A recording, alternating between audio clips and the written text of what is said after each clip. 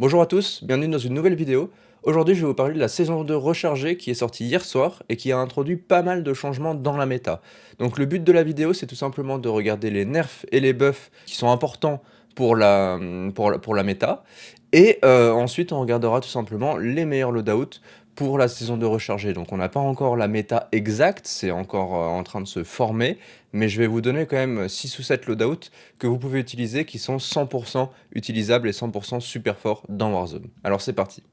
Là, je vous ai mis à l'écran les différents buffs et les nerfs qui sont importants pour la saison 2 rechargée. Il y en a eu d'autres, il y a eu des petits trucs sur des kits de conversion, etc., sur certains accessoires. Mais en tout cas, là, vous avez ce qui va changer la méta sous vos yeux. Donc, vous avez plus de buffs que de nerfs. On a quand même nerf la RAM7 et la MTZ 762 qui étaient les deux armes méta qui dominaient toute la saison 2 depuis plusieurs mois. On voyait que ça partout en résurgence, en ranked, etc. C'était la RAM7 et la MTZ 762. Donc elles ont été nerfs et on va voir à quel point elles l'ont été. Et ensuite, il y a eu pas mal de buffs. Donc déjà, il y a eu deux buffs au niveau des snipers. Donc il y a eu le 4 et le XRK. Ils ont simplement buff le temps de visée. Ils n'ont pas buff la façon dans laquelle ça one-shot, etc. Ils n'ont rien changé. Ils ont juste changé que ça vise 20-30 millisecondes un petit peu plus rapidement. Donc voilà, ça c'est le premier buff au niveau des snipers. Ensuite, il y a un autre buff qui est important, c'est au niveau des AR. Ils veulent vraiment, et ça se voit, que les fusils d'assaut, elles deviennent beaucoup plus compétitives dans la méta. Et donc, ils ont buff la MCW, ils ont buff la Holger 556 et ils ont buff la SVA 545. La SVA, elle était déjà super forte, donc on va voir qu'elle va naturellement toujours être au top de la méta.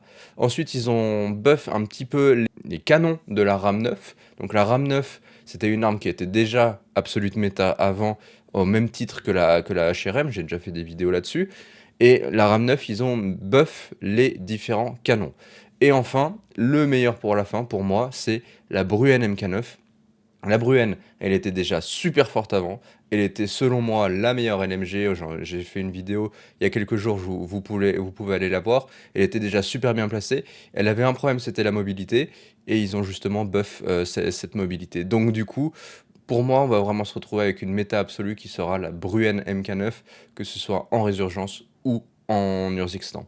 Bon, c'est parti, on va regarder un petit peu les détails. Au niveau de la MCW, ce qu'ils ont fait, c'est qu'ils ont simplement augmenté les dégâts à mi-distance. Ils n'ont pas complètement changé l'arme, ils n'ont pas augmenté les dégâts à courte et longue distance, ils ont vraiment augmenté les dégâts à mi-distance. Donc c'est un buff, mais c'est pas non plus un truc qui va être révolutionnaire. Faut pas vous attendre à ce que la MCW elle soit méta dans la saison de recharger. C'est une arme qui va être beaucoup plus viable, mais elle va pas être méta. Voilà. C'est dommage parce que j'aimerais beaucoup que la CR elle soit méta. Ensuite, la Holger 556, là ils l'ont buff un petit peu à tous les niveaux. C'était une arme qui avait vraiment un problème de time to kill. Elle était faible et je suis pas sûr que ce buff suffise à la mettre dans la méta. Je vous mets le détail ici. À mon avis, ça va être comme la MCW. Ça va devenir une arme qui est beaucoup plus viable, que vous pouvez utiliser, qui est facile à utiliser, mais elle n'est pas méta. Vous avez un vrai problème avec la Holger 556, c'est le nombre de balles dans le chargeur, il n'y en a que 40. Et contrairement à la MTZ 762 où là il y en avait 30, bah, les balles elles font beaucoup moins mal. Donc 40 balles, c'est pas forcément suffisant pour tout ce qui est trio ou quatuor. Donc voilà. Ensuite, on passe à la Bruen. Donc là, moi, je vous ai dit, la Bruen, c'était une de mes armes préférées dans la saison 2 déjà. La saison 2 rechargée, elle va être monstrueuse. Tout le monde va utiliser la Bruen. Ça va être l'arme numéro un pour la long range, en tout cas sur Zixstan, pour sûr. Peut-être que pour Résurgence, il y aura encore des AR qui seront meilleurs, tout simplement parce qu'elles sont plus mobiles. Mais on voit qu'ils ont quand même réglé le défaut numéro un de la Bruen qui était la mobilité. Ils ont amélioré le temps de visée et ils ont amélioré, donc ça, tout ça là, ça c'est les movement speed, c'est la vitesse à laquelle tu te déplaces avec l'arme. Donc ils ont vraiment amélioré ça. Et en plus, ils ont un petit peu modifié le multiplayer quand tu tires dans le torse. C'est vraiment pas vraiment significant. Donc en termes de time to kill, elle va rester pareille, mais par contre, elle sera beaucoup plus mobile. Et on avait vu que le défaut numéro un, c'était la mobilité. Donc c'est plutôt génial comme buff. Et je pense vraiment qu'on est dans une méta Bruen aujourd'hui. La RAM 7, ils l'ont nerf, donc c'est pas du tout un gros nerf. En gros, ce qu'ils ont fait, c'est qu'ils ont la première range, donc la range dans le time to kill, ils l'ont réduit de quelques mètres. Ça va pas changer grand-chose, elle est toujours aussi forte, c'est juste qu'elle est moins forte les 5 derniers mètres de la première range. Ensuite, la MTZ 762, on voit que là, ils l'ont nerf un peu plus. Contrairement à la RAM 7, ils ont vraiment décidé de la nerf à tous les niveaux. Ils n'ont pas juste réduit un petit peu la range, ils ont réduit les dégâts, ils ont réduit la range, ils ont réduit les multiplicateurs. Donc la MTZ 762, elle était très forte, elle va rester forte, mais elle sera beaucoup plus dans la balanced de la méta. Donc du coup, je pense que là, en fait, ce qui va se passer avec la MTZ 762, c'est qu'il y a des gens qui vont continuer à l'utiliser parce qu'elle est agréable, mais la réalité, c'est qu'avec le fait qu'elle ait que 30 balles, pour moi, le jeu n'en vaut plus la chandelle. Donc elle va rester très forte, il y a des gens qui vont l'utiliser, c'est certain, mais vous attendez pas à ce qu'elle soit absolute méta en saison 2 rechargée, parce que le nerf, il est quand même relativement important. Avant de passer au loadout, je vais vous présenter un petit module que j'ai créé hier soir sur le site.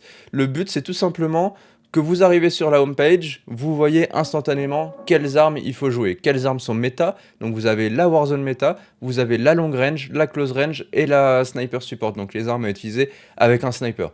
Le but, c'est vraiment que vous gagnez du temps, vous arrivez, vous voyez quelle arme utiliser, vous allez dans le jeu, et si vous cliquez dessus, vous avez les meilleurs loadouts. Donc voilà, je vous mets évidemment le lien en description, n'hésitez pas à aller voir et me faire vos feedbacks sur ce nouveau module. Alors le premier loadout que je vais te donner, c'est un loadout pour la nouvelle arme qui est sortie hier soir, c'est un fusil de combat qui s'appelle le SOA Subverter, et qui est vraiment bien, donc je te conseille de la débloquer.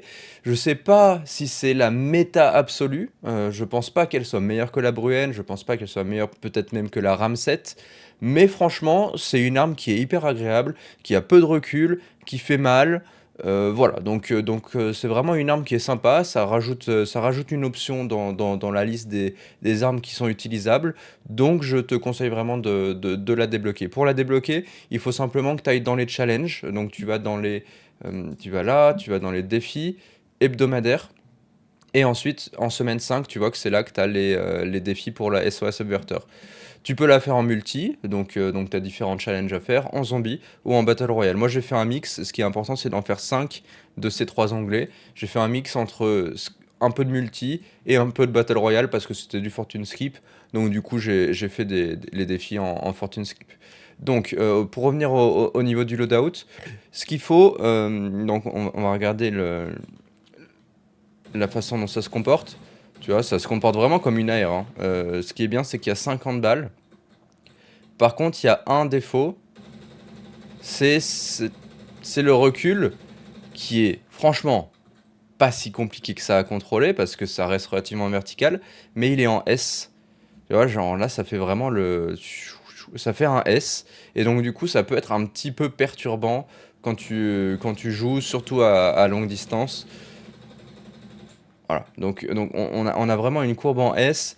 C'est pas énorme, tu vois, c'est pas en mode ça part complètement à droite puis ça revient à gauche, mais c'est un truc à préciser. Donc c'est pour ça que tu vas utiliser le frein de bouche Casus. Ce frein de bouche, c'est le meilleur quand tu as un recul horizontal. Donc de un, il a un impact sur le recul visuel, qui n'est pas écrit là dans les stats, mais il a surtout un impact sur le recul horizontal de 18%, donc c'est vraiment, vraiment bien. Ensuite, tu vas utiliser le canon long doseur qui est le seul qui permet d'augmenter la portée et d'augmenter le recul. Tu peux utiliser la lunette Jack Vert comme j'ai déjà discuté dans différentes vidéos. C'est la lunette qui permet aujourd'hui de réduire le recul. Évidemment, tu peux utiliser un autre viseur si tu veux. Tu peux utiliser le Corio Eagle Eye si tu préfères. Mais moi, j'aime vraiment bien cette arme avec le Jack Vert parce que je la trouve hyper agréable à jouer. Ensuite, la poignée lourde de soutien Bruen pour justement ce que j'ai dit là, le recul horizontal, l'espèce de S. Ça va aider avec ça. Et le chargeur de 50 cartouches, ce qui est vraiment bien pour un fusil de combat. Donc voilà, encore une fois, je te conseille de la débloquer parce elle est vraiment sympa à jouer. Je pense pas que ce soit la méta absolue, mais c'est une super option à avoir dans son arsenal. Au niveau des autres loadouts, je vais t'en donner 8. Je vais essayer de pas traîner dessus. Je vais essayer de les voir rapidement. De toute façon, on les connaît. Et si tu veux les accessoires en détail, tu les as directement dans l'app et dans le site. Donc, ce que je vais faire, c'est plutôt que je vais t'expliquer pourquoi je les montre.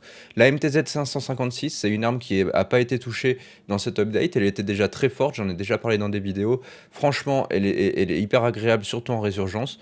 Donc, je te conseille ce loadout avec le silencieux, le canon long, la lunette Jack sans verre, la crosse pour le recul et les 50 cartouches. Ensuite, tu as le SVA. Donc la SVA, elle a été buff. Donc on a vu le buff, c'est pas un truc qui est révolutionnaire, c'est un buff juste au niveau de la mobilité. Ils ont pas changé les dégâts, ils ont rien changé. Mais par contre, elle a vraiment une meilleure mobilité que ce qu'elle avait avant. Donc ça la rend encore meilleure et ça la rend encore plus agréable. Donc franchement, si tu galères à trouver une arme qui te correspond, tente la SVA parce qu'il y a grande chance que tu retrouves le même feeling que ce que tu avais à l'époque sur Warzone 1. Le petit détail de cette arme, c'est qu'il faut l'utiliser en semi-auto. Donc avec la flèche de gauche, tu mets en semi-auto et ensuite tu spams la gâchette. En fait, pourquoi je fais ça? Tout simplement parce que voilà, si j'ai appuyé une fois, ça fait 2 balles d'un coup. Donc c'est pas un semi-auto qui envoie une balle, c'est un semi-auto qui envoie 2 balles. Tu vois? Tac, tac. Et donc du coup, si tu spams, et là je contrôle même pas le recul, hein. Si tu spams déjà de 1, il n'y a pas de recul. Mais en fait, vu que tu tires 2 balles d'un coup, bah, le time to kill il va être insane.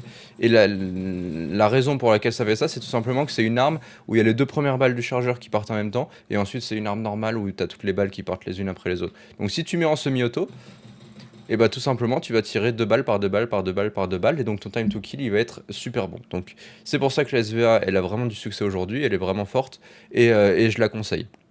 Ensuite, de loadout au niveau des snipers, vous les connaissez déjà. Donc les deux snipers, ils ont été buff au niveau de leur temps de visée. Donc ils visent un petit peu plus vite, 30 à 40 millisecondes. C'est pas énorme, mais c'est toujours ça à prendre. Donc au niveau du KTMR, qui est le seul qui peut one-shot à toute distance, quelles que soient les munitions, je te conseille ce loadout. Donc le silencieux sonique, le canon long, le Forge Tac Delta parce que ça permet de viser plus vite, la culasse verrou rapide pour pouvoir tirer plus rapidement, avoir une meilleure cadence de tir, et les munitions de vitesse qui sont les meilleures pour la vitesse des balles. Sur le 4, on s'en fout complètement de la portée des dégâts, parce qu'il one-shot à toutes les distances dans la tête. Donc en fait, la portée des dégâts ne fait pas de sens sur ce sniper. Donc c'est pour ça qu'on se focus vraiment sur la vitesse des balles, et les hautes vitesses sont meilleures que les grains élevés, qui, elles, font 15% d'augmentation de vitesse, et là, c'est 20% de vitesse des balles. Ensuite, au niveau du XRK Stalker, qui est pour moi le meilleur tout simplement parce qu'il a une meilleure mobilité, il vise plus vite, il a une meilleure aussi vitesse de balle que le KTMR, donc il a beaucoup moins de bullet drop, mais par contre il a un défaut, c'est qu'il peut one-shot que jusqu'à 75 mètres ce loadout précis. Donc voilà, je te conseille ce loadout, le silencieux sonique, le canon long fission, le pas de cross pour la mobilité, la culasse verrou léger qui est hyper importante. Franchement, la cadence de tir, c'est 50% de cadence de tir en plus, donc c'est vraiment un game changer. Et enfin, sur cette arme, tu vas utiliser les grains élevés. Les grains élevés, ça va te permettre tout simplement, contrairement au 4, ça va te permettre d'augmenter la portée effective. Donc on sait que cette arme, elle a un niveau de portée jusqu'à certains stades où elle va one-shot dans la tête. Et donc, du coup, c'est là que les grains élevés ils vont être importants plutôt que les hautes vitesses. Si tu utilises les hautes vitesses, tu vas même réduire cette distance de headshot. Donc, sur le KTMR, tu utilises les hautes vitesses. Sur le XRK Stalker, tu utilises les grains élevés. Donc voilà. Ensuite, on va passer aux deux SMG. On a vu dans les buffs et les nerfs, il y a quasiment aucun changement au niveau de la méta courte portée. Donc on va toujours avoir la RAM 9 et la HRM qui vont dominer la méta. Il y a évidemment la AMR qui est sur le papier. La AMR, c'est l'arme qui tue le plus rapidement, mais elle est hyper lente. Tu te déplaces super doucement, tu tires super doucement après un sprint, elle est pas du tout agréable. Alors que en fait, la RAM 9 et la HRM, elles ont pas du tout ces défauts. Donc au niveau de la RAM 9, ils ont buff légèrement les différents canons. Ça va pas, franchement, je pense pas que tu vas voir grand chose, mais voilà, ils ont buff un petit peu les canons. Je te conseille ce loadout sur la RAM 9, donc le compensateur de flash Z2HMN, qui est la méta pour la courte portée au niveau du contrôle du recul, mais surtout du recul visuel. Le canon léger pour un petit peu de mobilité, le garde-main qui va améliorer la mobilité, les 50 cartouches, et le coussinet de recul Hunker 5 qui permet de réduire un petit peu le gun kick et le recul de l'arme. Donc voilà. Donc là, tu as une arme qui est hyper agréable, qui tue plus rapidement techniquement que la HRM. Donc voilà, elle se situe en termes de time to kill entre la AMR qui est la plus rapide et la HRM, mais encore une fois, la AMR elle est vraiment lente. Au niveau de la HRM, qui est selon moi la méta absolue de close range, c'est ce que tout le monde utilise tout simplement parce qu'elle est consistante. Elle est à tous les niveaux, à toutes les stats, super bien placée. Elle n'a pas de défaut. Et en fait, c'est ça que tu recherches dans une arme méta, c'est une arme qui n'a pas de défaut. Elle est super bien partout, elle tue vite, elle a une bonne mobilité et elle a peu de recul. Donc voilà, donc c'est pour ça que tu vas utiliser ce loadout sur la HRM avec le Z2HMN, le canon court, le garde-main pour la mobilité, la crosse pliante qui elle va t'aider un petit peu avec le recul exactement. C'est la même philosophie que sur la RAM 9 en termes de loadout et le chargeur de 50 cartouches. Ensuite, on passe du coup aux deux meilleures armes. À mon avis, c'est encore une fois ces deux armes-là qui vont dominer la saison de recharger. La RAM 7, on a vu qu'ils avaient énervé juste un petit peu la range, mais le time to kill il reste le même. Et en fait, la force de cette arme, c'était le time to kill dans la première range. Donc oui, voilà, je ne pense pas qu'elle va être hors de la méta du tout. À mon avis, si tu joues en résurgence ou en mode classé, c'est la seule arme que tu croiseras. Donc le frein de bouche Casus, vous connaissez le loadout, c'est le même depuis des mois. Le canon long Cronen and Wind, la poignée lourde de Bruen, les 60 cartouches et le coussinet de recul HVS 3.4. Voilà, donc c'est l'arme qui va dominer la résurgence. Et enfin, mon arme favorite aujourd'hui, c'est la Bruen. La Bruen, elle a été buff alors qu'elle était déjà insane en termes de time to kill, mais elle avait un problème de mobilité. Ils ont buff la mobilité. Donc aujourd'hui, pour moi, ça fait plus de doute, la méta absolue, c'est la Bruen. Donc il y a différents loadouts que tu peux utiliser. Elle a quand même un petit peu de recul visuel. C'est pas un recul réel, c'est plus un recul visuel. Donc je te conseille ce loadout là pour Urzixstan. Sur Urzixstan, je te conseille quand même le silencieux qui permet déjà d'être silencieux sur la map, mais aussi d'augmenter la range, de réduire un peu le recul. Le canon long XRK, la poignée lourde de soutien Bruen comme d'habitude, et la lunette Jack sans verre. Donc, je sais que j'ai dit long range sur Urzixstan.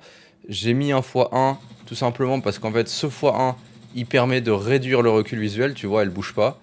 Franchement, c'est hyper agréable. Mais si tu préfères un x2, donc plutôt la choreo Eagle Eye, je pense qu'il faut par contre que tu enlèves le silencieux et que tu rajoutes le casus. Il est où? Il est là. Voilà. Le casus. Et en fait, avec ça, tu vas te retrouver avec une arme qui bouge pas beaucoup non plus. Et le casus, il va venir compenser la perte de recul visuel que tu as eu en enlevant le jack sans verre. Donc voilà, donc c'est un peu ces deux alternatives. Soit tu utilises le silencieux Spirit Fire et tu peux mettre la lunette jack sans verre. Et si tu veux un x2.5, plutôt utilise le casus. Et dans tous les cas, tu auras une arme qui tue hyper rapidement et qui a peu de recul et qui maintenant a une meilleure mobilité qu'avant l'update. Donc voilà, c'est tout pour cette vidéo. Merci d'avoir écouté, j'espère que ça t'a plu. Je vais refaire dans les jours qui viennent d'autres vidéos où je vais aller beaucoup plus en détail en termes de stats. Pourquoi les armes elles sont méta en termes de long range, en termes de courte portée et en termes de sniper support. Donc n'hésite pas à t'abonner parce que je vais envoyer des vidéos à peu près tous les 2 jours pour t'aider au niveau de la méta. Alors salut et à bientôt dans une prochaine vidéo.